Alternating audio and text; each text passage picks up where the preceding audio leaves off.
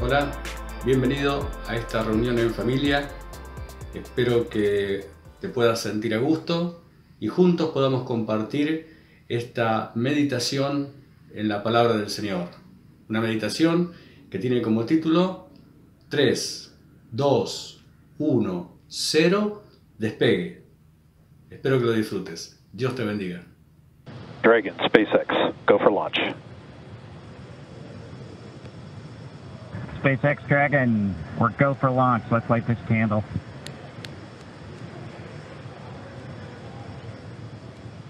T-minus 30 seconds.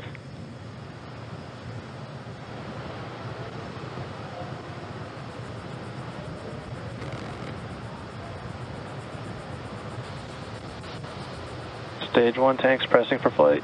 T-minus 15 seconds. 10, 9, 8, 7, 6, 5, 4, 3, 2, 1, 0. Ignition. Liftoff of the Falcon 9 and Crew Dragon. Go NASA, go SpaceX, Godspeed, Bob and Doug. America has launched. One Alpha.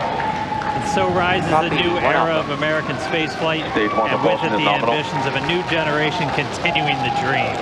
20 seconds into flight, stage 1 propulsion is nominal.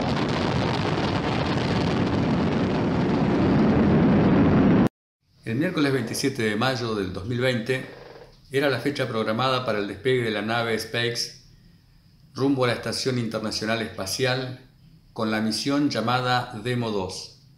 El mal tiempo hizo que el despegue fuera cancelado y se postergara para el sábado 30 de mayo del 2020 a las 15:22 horas. Ese día y a esa hora exacta, la nave despegó con éxito. Este tipo de acontecimientos a mí me llaman mucho la atención. No solamente por lo espectacular que es el despegue, sino por toda la preparación que conlleva la misión. O sea, la preparación de equipos técnicos, la preparación de equipos humanos, todo lo que tiene que ver con el diseño, con la tecnología. Cada detalle es cuidado al extremo.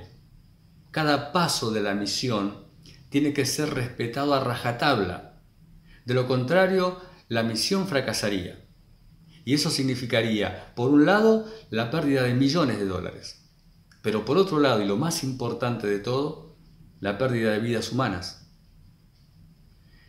Le invito a que abramos nuestras Biblias en el libro de los Hechos. Si tiene una Biblia a mano, si no la tiene a mano, búsquela. Si tiene una Biblia a mano, vamos a abrir en el libro de los Hechos, capítulo 1. Vamos a leer Hechos, capítulo 1, versículos del 6 al 11. Hechos, capítulo 1, versículos del 6 al 11.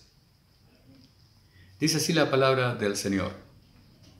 Entonces, los que se habían reunido le preguntaron diciendo: Señor, ¿restaurarás el reino a Israel en este tiempo? Y él les dijo, no os toca a vosotros saber los tiempos o las sazones que el Padre puso en su sola potestad. Pero recibiréis poder cuando haya venido sobre vosotros el Espíritu Santo, y me seréis testigos en Jerusalén, en toda Judea, en Samaria y hasta lo último de la tierra. Y habiendo dicho estas cosas, viéndolo ellos, 3, 2, 1, 0, despegue. Fue alzado y le recibió una nube que le ocultó de sus ojos. Y estando ellos con los ojos puestos en el cielo, entre tanto que él se iba, he aquí se pusieron junto a ellos 2 varones con vestiduras blancas, los cuales también les dijeron, varones Galileos, ¿por qué estáis mirando al cielo? Este mismo Jesús que ha sido tomado de vosotros al cielo, así vendrá como le habéis visto ir al cielo. Siempre le digo a los jóvenes que estén atentos a la voz de Dios, porque Dios nos puede hablar de diversas maneras, fundamentalmente por medio de la Biblia. La Biblia es la palabra de Dios y en ella encontramos la voluntad de Dios para nuestras vidas. Pero también Dios puede hablarnos a través de circunstancias, a través de sucesos. Una persona que se acerca, alguien que entabla una conversación y escuchamos algo y decimos, Dios me está hablando acerca de algo, me está haciendo ver algo. De hecho, muchas veces Dios me ha hecho notar cosas a través de películas, y no películas cristianas, películas de acción, comedias, películas románticas. Siempre tenemos que estar atentos a la voz de Dios. El sábado 30 de mayo de 2020, a las 15:22, Dios me hizo notar algo. Dios me hizo ver no solamente el despegue de esa nave espacial, sino me hizo notar que hubo un hombre que hace 2000 años también despegó, y también despegó de esta tierra, y también fue con una misión.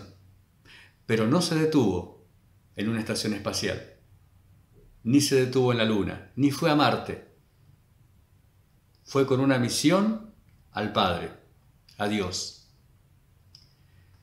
Le invito a que hagamos una oración y pongamos este momento en las manos del Señor. Padre, queremos poner en tus manos este tiempo y este momento en que compartiremos tu palabra. Señor, que sea de bendición para nuestras vidas y podamos mirar en tu palabra tu voluntad para estos tiempos. Te lo pedimos en el nombre de Jesús. Amén. A lo largo de la historia, el mundo ha sufrido cambios. Estos cambios han sido el resultado de diversas crisis. El levantamiento de imperios, la caída de imperios, guerras, revoluciones, epidemias, incluso inventos, han cambiado en distintas épocas, han cambiado el rumbo de la historia de la humanidad. Y la Iglesia ha estado en medio. La Iglesia no ha estado ausente en estos cambios, ni ha salido ilesa. De hecho, nosotros, actualmente, somos testigos y protagonistas de sucesos que están cambiando la historia de la humanidad. Hoy nos toca a nosotros presenciar cambios en el mundo que sin duda van a ser drásticos y van a cambiar el rumbo de la humanidad. En el texto que leímos, según el título que figura en el párrafo, habla de la ascensión o el despegue, como me gusta decirlo. Quisiera destacar algo. Los títulos que figuran en los párrafos no son palabra inspirada por Dios, como sí son los versículos de la Biblia. Esos títulos fueron puestos por personas para que de alguna manera pudiéramos orientarnos acerca de lo que se va a hablar en ese fragmento de la Escritura. A mí particularmente pensar en este párrafo que leímos hoy como la ascensión es como presenciar el despegue de una nave espacial, pero sin tener en cuenta todos los acontecimientos previos y todos los acontecimientos que vendrían después, los acontecimientos posteriores, porque todo en conjunto forman la misión con la cual despegó, por ejemplo, esta nave que de la cual veníamos hablando. Mirar este texto solamente como la ascensión sería perder de vista la misión con la cual Cristo vino a este mundo. En el texto que acabamos de leer, observamos una serie de sucesos que han cambiado la historia del mundo de una manera drástica y definitiva. Permítanme ponerlos en el contexto.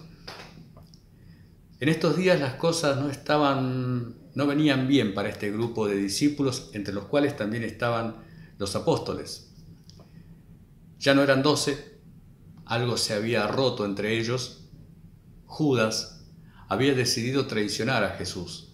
Y no solo a Jesús, había traicionado a sus compañeros. Jesús, su maestro, había sido arrestado como un delincuente común. Los soldados lo llevaron y lo expusieron a la burla pública de la gente. Soldados que no tenían el mínimo respeto por la condición humana. Lo maltrataron, lo torturaron, lo injuriaron, hicieron de Jesús lo que quisieron. Pasó por un juicio breve, donde injustamente fue encontrado culpable, y finalmente fue puesto en una cruz. Y allí en esa cruz, luego de horas de agonía, Él expresa con sus últimas fuerzas, con su último aliento, proclama la declaración de derrota más humillante. Y dice: Padre, ¿por qué me has desamparado? Finalmente muere. Muere como mueren todos los hombres. Díganme si estos hechos no son lo suficientemente traumáticos como para marcar la vida de estos hombres que seguían a Jesús, de los discípulos, de sus apóstoles.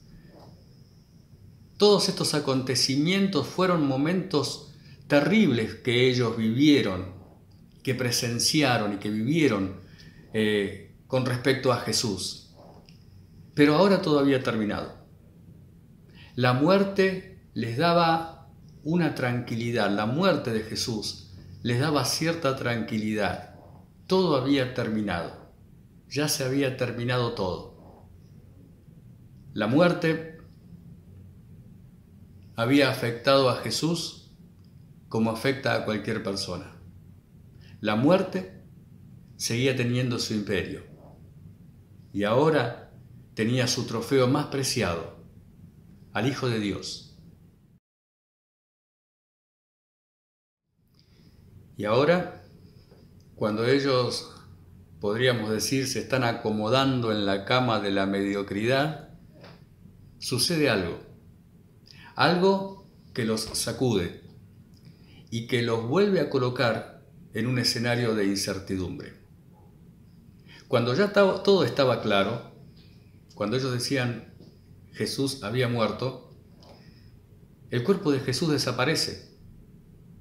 Hay rumores de resurrección, pero el boletín oficial, la declaración de la guardia romana, dice que unos seguidores vinieron de noche y se llevaron el cuerpo de Jesús.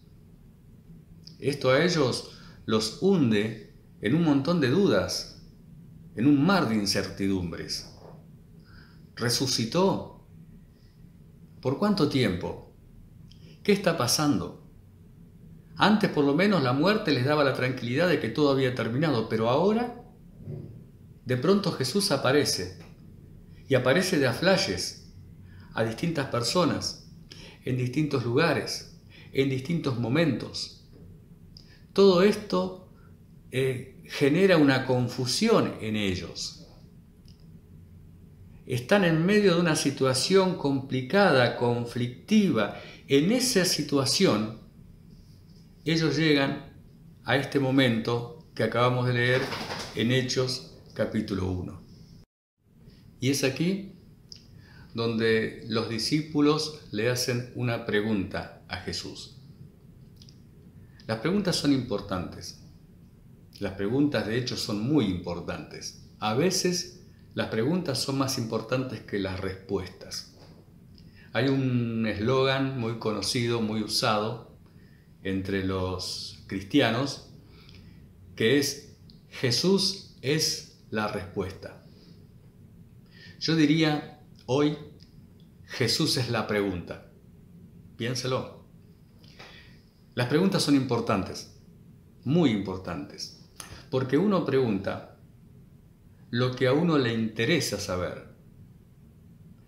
Y a uno le interesa saber lo que uno considera importante. Es decir, que aquello que está en primer o en los primeros lugares de nuestro corazón son aquellas cosas que nos importan y las que queremos saber. Ahora, en Mateo 18:1, los discípulos le hacen una pregunta a Jesús y le dicen: ¿quién será el mayor en el reino de los cielos? Esta pregunta revela el interés que ellos tienen. Esta pregunta revela su corazón. Por esto las preguntas son importantes. Las preguntas revelan lo que hay en el corazón, porque pregunto sobre lo que me importa. ¿Qué le importaba a los discípulos? Le importaba tener un lugar de privilegio en el reino de los cielos. Por eso hicieron esta pregunta. Jesús no necesitó averiguar nada más. Solamente con esta pregunta ya sabía que había en sus corazones. En Juan capítulo 6, versículo 9, están frente a una multitud y no hay que darles de comer. Y consiguen a un jovencito y los discípulos le dicen esto: aquí está un muchacho que tiene 5 panes de cebadas y 2 pececillos. Más, ¿qué es esto para tantos?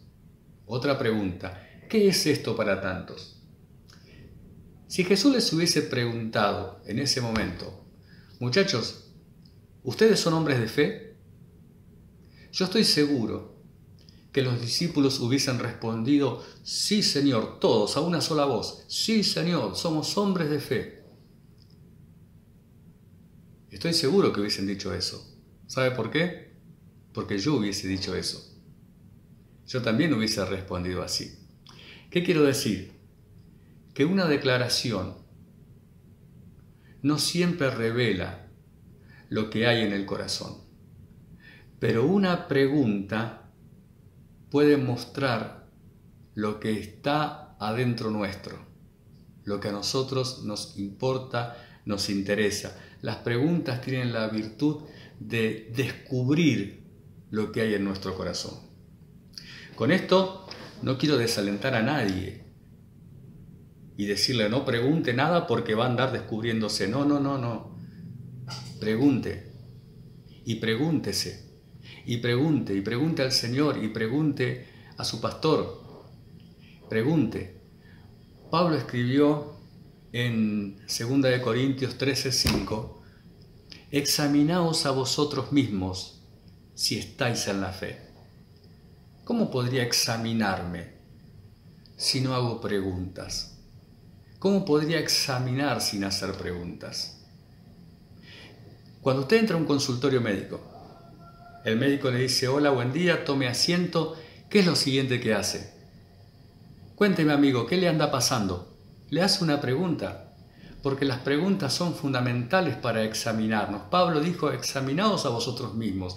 Y yo necesito examinarme, y para poder diagnosticar necesito hacer preguntas y hacerme preguntas. Las preguntas son importantísimas para nosotros.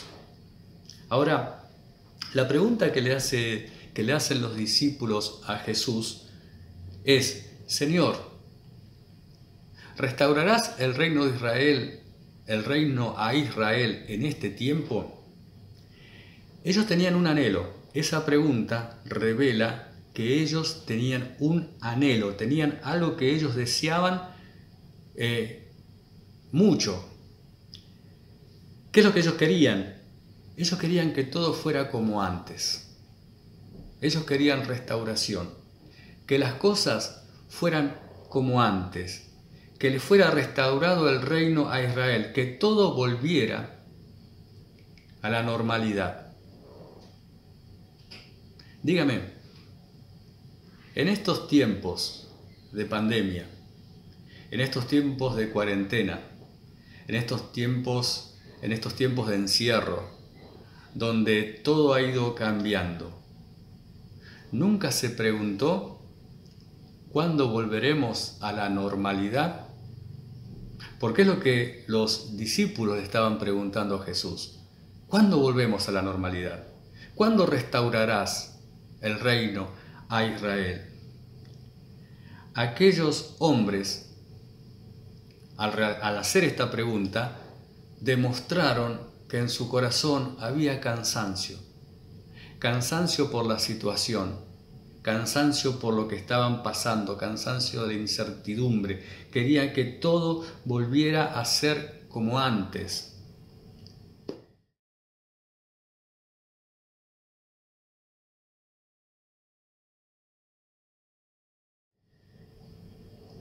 Ahora, te hago otra pregunta. ¿Podemos ver? Te hago esta pregunta a vos y me la estoy haciendo a mí también, ¿no? ¿Podemos ver en medio de la pandemia y de la cuarentena, podemos ver la oportunidad que el Señor nos está presentando? Porque en medio de toda esta situación, el Señor nos está presentando una oportunidad.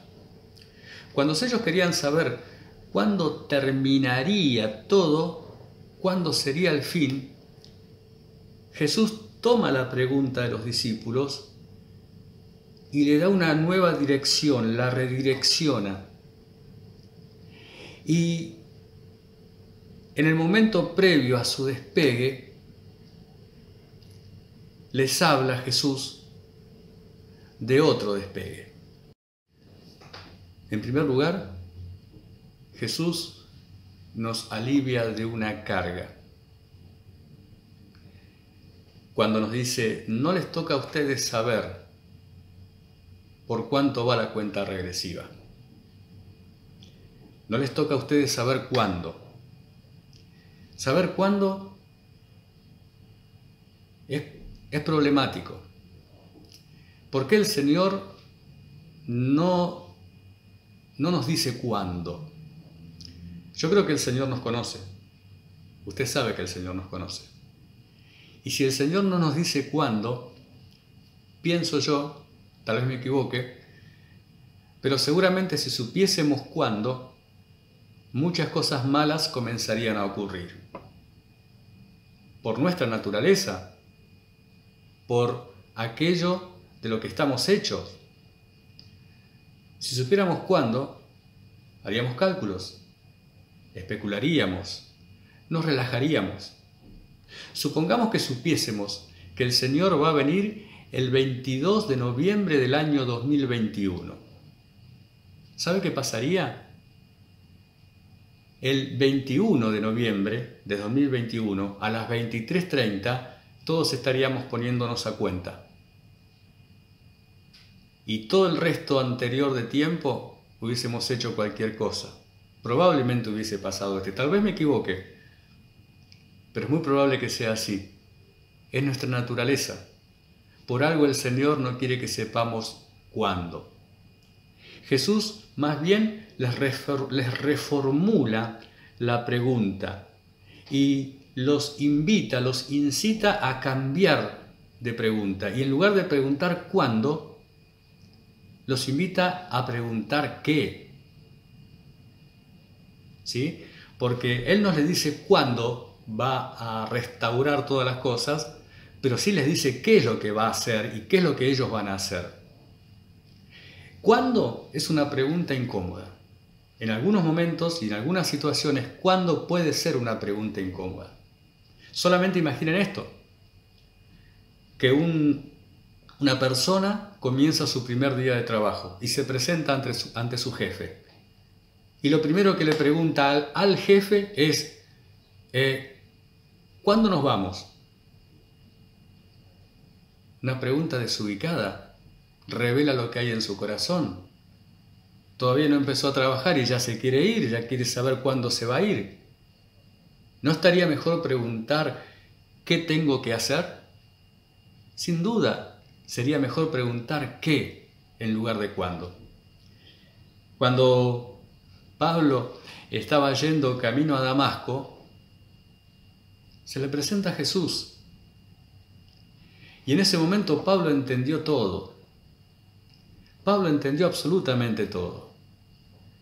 Perseguidor de la iglesia, torturador, dio votos para la ejecución de cristianos, entre ellos Esteban.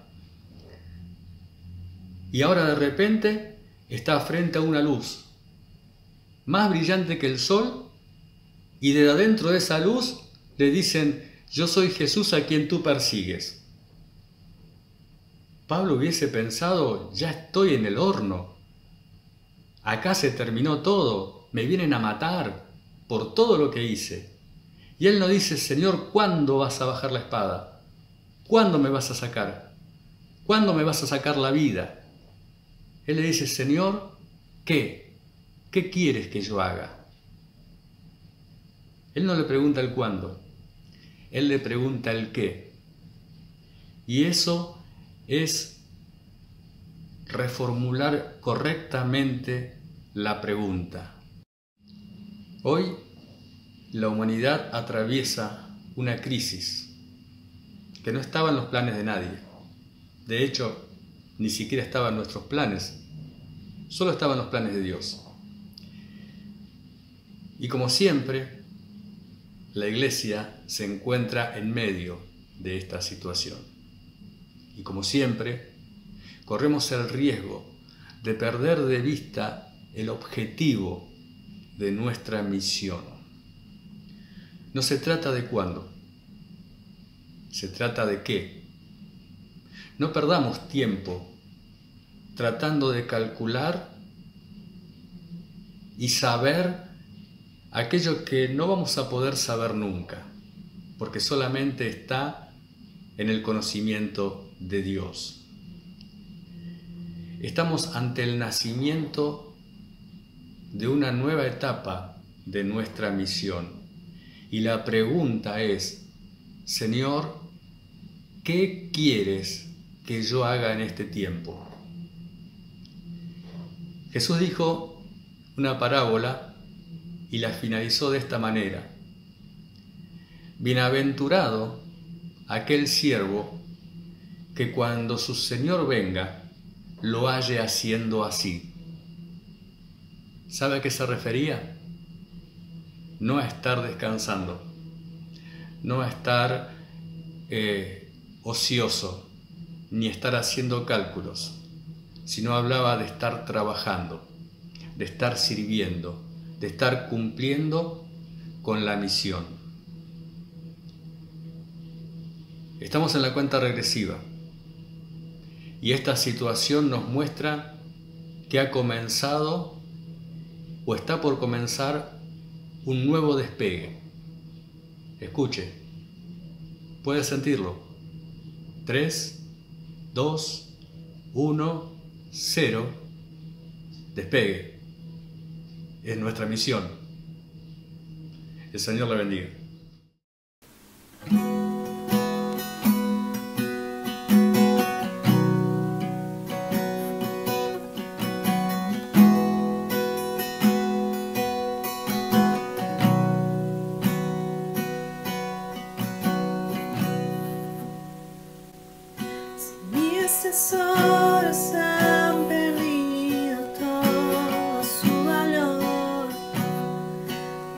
este mundo ya no encuentro más satisfacción, es porque he probado y he podido ver a Cristo Jesús.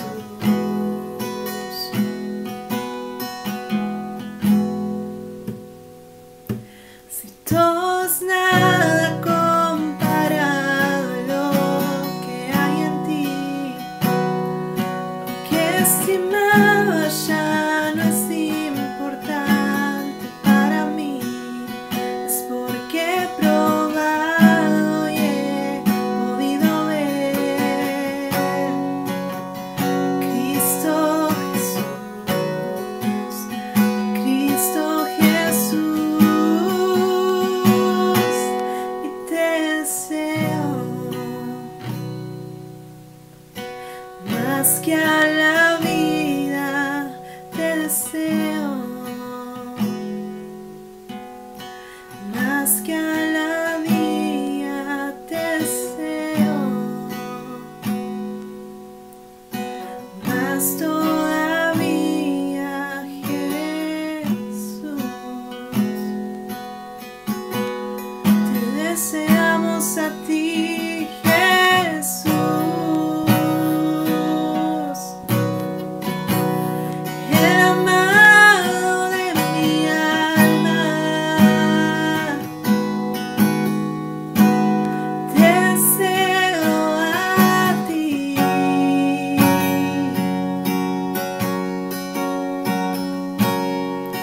amado.